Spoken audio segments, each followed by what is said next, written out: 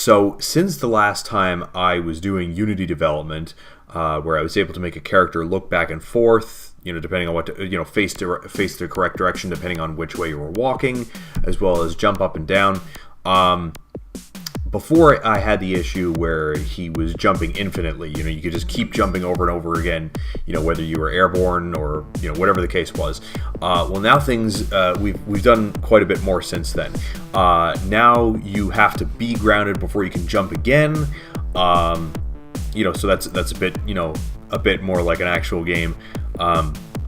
We have an enemy sprite, which at the moment is just a green block that can move back and forth between two objects, and it, like when it collides with one object, it goes in the opposite direction.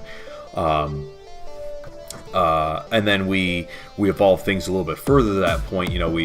We made like a scoring system and a countdown time system, and so when the countdown timer reaches 0, you die and everything resets, as well as having yourself die if you collide with the character. Or that something happens when you collide with the character. What that is you have to be determined, really.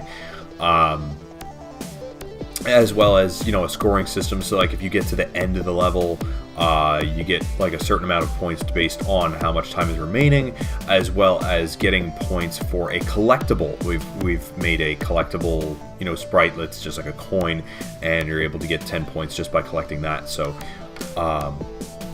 yeah, they're really, it's visually there isn't a whole lot to see in terms of that, but yeah, it's pretty cool. It's worked out really well in that regard. And actually, let me just give one quick little demo here. So you can see I can move back and forth, and when I collect that coin, I'll get 10 extra points. And whoops! Oh, I'm gonna get squished. Oh, and I died. Let me restart that scene. Yeah, what I also meant to mention is that when you jump on top of the character, when you jump on top of the enemy, you'll bounce. Which, oops, shit, he's annihilating me.